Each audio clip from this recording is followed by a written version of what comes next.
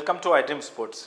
IPL 2025కు సంబంధించి mega auction అయితే పూర్తయిన విషయం మీ అందరికీ తెలిసిందే. 24-25 తేదీల్లో యుఏఈ వేదికగా ఈ మెగా ఆక్షన్ అయితే నిర్వహించారు. సో 10 ఐపీఎల్ టీమ్స్ కూడా తమకు కావాల్సిన ఆటగాళ్ళని, తాము కోరుకున్న ఆటగాళ్ళని అయితే చాలా మంచి ధరలు పెట్టి వాళ్ళని బై చేసుకొని మంచి మంచి టీమ్స్ అయితే రెడీ చేసుకున్నారు. దాదాపు అన్ని టీమ్స్ కూడా చూడడానికి పేపర్పై చాలా స్ట్రాంగ్గా ఉన్నాయి.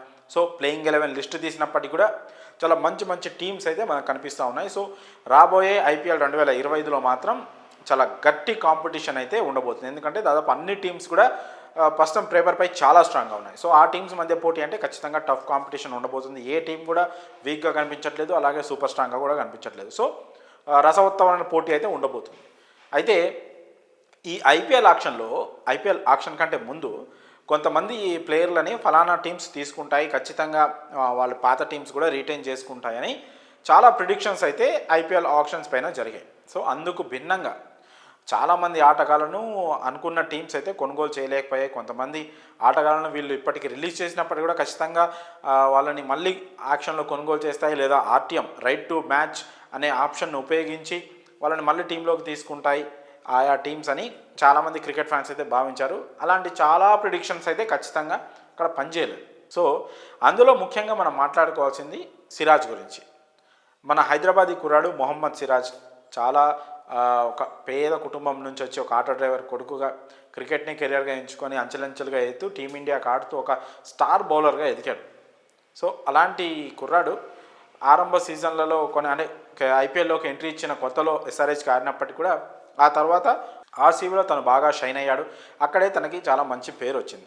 పైగా విరాట్ కోహ్లీతో అతనుకున్న బాండింగ్, ఒక పెద్దన్నలాగా విరాట్ కోహ్లీని భావించి అతన్ని ఎక్కువ అభిమానించడం, తనపైన ఆ ప్రేమను చూపించడం వల్ల కోహ్లీకి సిరాజ్కి ఉన్న బాండింగ్ సోషల్ మీడియాలో కూడా చాలా దానికి ఒక మంచి హైప్ ఉంది.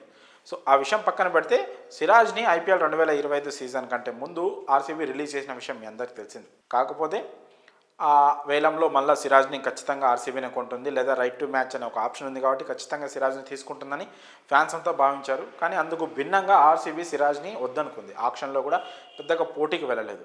సిరాజ్ పేరు ఆక్షన్లోకి రాగానే చెన్నై సూపర్ కింగ్స్ కావచ్చు, రాజస్థాన్ రాయల్స్ కావచ్చు, ఇవి సిరాజ్ కోసం సిరాజ్ని తమ టీంలోకి తీసుకోవాలని ఈ ఫ్రాంచైజీలు పోటీ పడ్డాయి. ఫైనల్గా అయితే గుజరాత్ టైటన్స్ సిరాజ్ కోసం 12.25 కోట్లు భారీ ధర పెట్టి గుజరాత్ టైటన్స్ సిరాజ్ని అయితే తమ టీంలోకి తీసుకుంది. ఇదంతా ఆక్షన్లో జరిగింది. అయితే సిరాజ్ లాంటి ఒక మంచి బౌలర్ని ఆర్సీబీ మళ్ళీ తీసుకోకపోవడంపై ఆర్సీబీ ఫ్యాన్స్ కూడా చాలా ఫీల్ అవుతున్నారు. సోషల్ మీడియాలో వస్తున్న మీమ్స్ కానీ ఆ కంటెంట్ అంతా చూస్తుంటే ఆ విషయం మనకు అర్థమవుతుంది. ఫ్యాన్స్ కూడా ఈ విషయంలో హట్ అయినట్టు కనిపిస్తూ ఉంది. కాకపోతే మరి ఆర్సీబీ ఎందుకు వదులుకుంది, కొత్త టీంను ఫామ్ చేద్దామనుకుందా, వారి ప్లాన్స్ వాళ్ళకు ఉన్నాయి. ఈ విషయం పక్కన పెడితే తాజాగా సిరాజ్ కూడా ఆర్సీబీ తనని ఆక్షన్లో తీసుకోకపోవడంపై కాస్త ఎమోషనల్ అయినట్టు మాత్రం మనకు ఖచ్చితంగా తెలుస్తుంది. ఎందుకంటే దానికి కారణం సిరాజ్ తన ఇన్స్టాగ్రామ్ స్టోరీలో thank you so much RCB family, I miss you all అంటూ ఒక హార్ట్ సింబల్ కూడా పెట్టాడు. ఒక హిందీ పాట కూడా, అది చాలా ఎమోషనల్ సాంగ్ కూడా పెట్టాడు. తను ఆర్సీబీకి ఆడుతున్న టైంలో ఆ విజువల్స్ యాడ్ చేసి ఒక పాట కూడా యాడ్ చేసి పెట్టాడు. సో ఆ వీడియో చూస్తే ఖచ్చితంగా ఆర్సీబీని మిస్ అవుతున్న ఫీలింగ్ మాత్రం సిరాజ్లో చాలా బలంగా కనిపిస్తోంది.